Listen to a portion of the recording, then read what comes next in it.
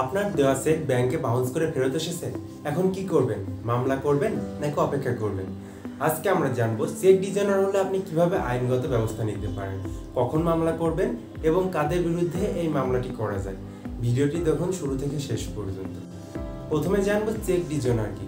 Check designer মানে হলো ব্যাংকে চেক জমা দেওয়ার পর তা বিভিন্ন কারণে অনাদায়ী হয়ে ফেরত আসা। এই অনাদায়ী হয়ে ফেরত আসে মূলত তিনটি কারণ, যেমন অ্যাকাউন্টে টাকা না থাকা, সিগনেচার না মেলা, ওভারড্রাফট লিমিট ছাড়িয়ে যাওয়া। এটি বাংলাদেশের নেগোশিয়েবল ইনস্ট্রুমেন্ট অ্যাক্ট 1881 এর 138 ধারায় শাস্তিযোগ্য অপরাধ। মামলা করার সময়সীমা ও ধাপ।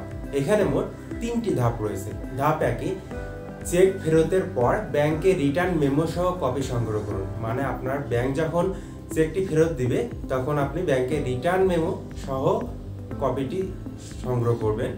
ধাপ 2 আছে, চেক ইস্যুকারীকে 30 দিনের মধ্যে লিগ্যাল নোটিশ দিবেন।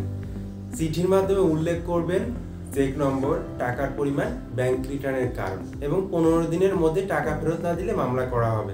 এই 3টি বিষয় আপনি চেকে উল্লেখ করে দিবেন। ধাপ নাম্বার 3 নম্বর ধাপে নোটিশ পাঠানোর 15 দিনের মধ্যে টাকা না পেলে আপনি 30 দিনের মধ্যে মামলা করতে হবে সংশ্লিষ্ট ম্যাজিস্ট্রেট কোর্টে। মানে যদি আপনি নোটিশ দিয়েছেন 15 দিনের মধ্যে, যাকে নোটিশটি দিয়েছেন ওই ব্যক্তি যদি টাকা পরিশোধ না করে তাহলে আপনি 30 দিনের মধ্যে মামলা করবেন সংশ্লিষ্ট ম্যাজিস্ট্রেট কোর্টে। শাস্তির ধরন: সর্বোচ্চ 1 বছরের কারাদণ্ড অথবা চেকের দ্বিগুণ অর্থ জরিমানা অথবা উভয় দণ্ড হতে পারে।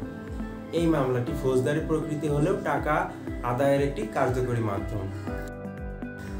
ভুল ধারণা ও সতর্কতা: অনেকেই মনে করেন চেক ডিজাইনার হলে মামলা করা যাবে না, এটাও ভুল। আবার অনেকে মনে করেন মৌখিক চুক্তিতে দেওয়া চেক দিয়ে মামলা হয় না, এটাও ভুল। তবে প্রমাণ থাকা জরুরি। চেকটি কি আসলেই পাওনা অর্থ পরিশোধের জন্য দেওয়া হয়েছিল? আপনার করণীয়: আপনি যদি ভুক্তভোগী হন দ্রুত লিগ্যাল নোটিশ পাঠান একজন অভিজ্ঞ আইনজীবীর মাধ্যমে। কাগজপত্র ঠিকভাবে গুছিয়ে রাখুন, সময়সীমা মেনে মামলা করুন। এটা হচ্ছে আপনি ভুক্তভোগী হলে আপনার করণীয়। আর আপনি যদি অভিযুক্ত হন তাহলে চেকের কারণ জানবেন, আইনজীবী পরামর্শ নেবেন এবং বন্ধুত্বপূর্ণ মীমাংসার চেষ্টা করবেন। এগুলাই মূলত চেক ডিজাইনার হলে আপনার করণীয়। আশা করি চেক ডিজাইনার সম্পর্কে আপনাদের মনে আর কোনো প্রশ্ন নাই।